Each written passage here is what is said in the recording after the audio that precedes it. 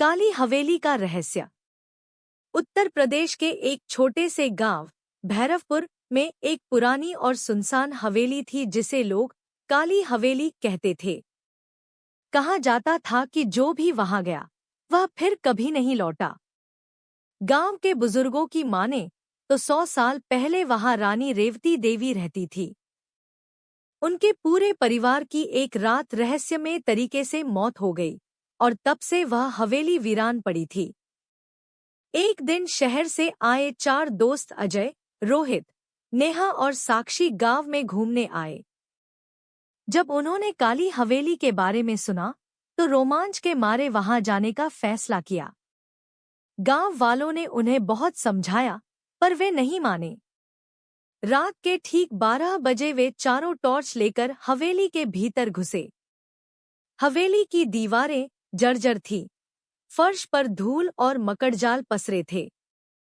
हवेली में एक अजीब सी ठंडक थी, जैसे वहां की हवा भी मरी हुई हो। जैसे ही वे मुख्य हॉल में पहुंचे, अचानक दरवाजा तेज आवाज के साथ बंद हो गया। अजय ने दरवाजा खोलने की कोशिश की, लेकिन वह जैसे किसी अदृश्य ताकत से बंद था। तभी एक पुरानी घड़ी ने 12 का घंटा बजाया और तभी नेहा को लगा कि उसने एक परछाई सी देखी। डर के मारे साक्षी की चीख निकल गई। रोहित बोला, शायद कोई मजाक कर रहा है। लेकिन तभी एक औरत की कराहने की आवाज आई।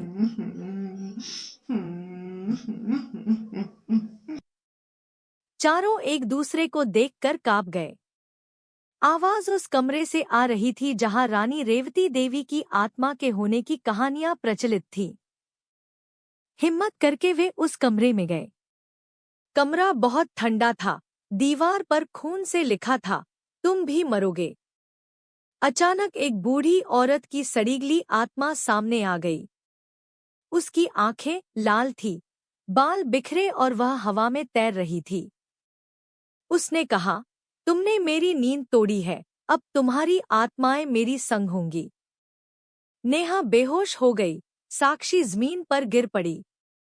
अजय और रोहित ने उसे घसीटते हुए दरवाजे की ओर दौड़ लगाई। दरवाजा अब खुला था, पर जैसे ही वे बाहर निकले, उन्होंने देखा कि हवेली अब गायब हो चुकी थी, जैसे कभी थी ही नहीं। नेहा और साक्षी को 2 दिन बाद गांव के बाहर बेहोशी की हालत में पाया गया, पर वे कभी बोल नहीं पाईं। अजय और रोहित शहर लौटे, पर उन्होंने कभी उस रात के बारे में किसी से बात नहीं की। गांव वाले अब और भी डरने लगे थे। और काली हवेली, वो अब भी रात 12 बजे उसी जगह प्रकट होती है, सिर्फ उन लोगों के लिए जो उसमें कदम रखने की हिम्मत करते।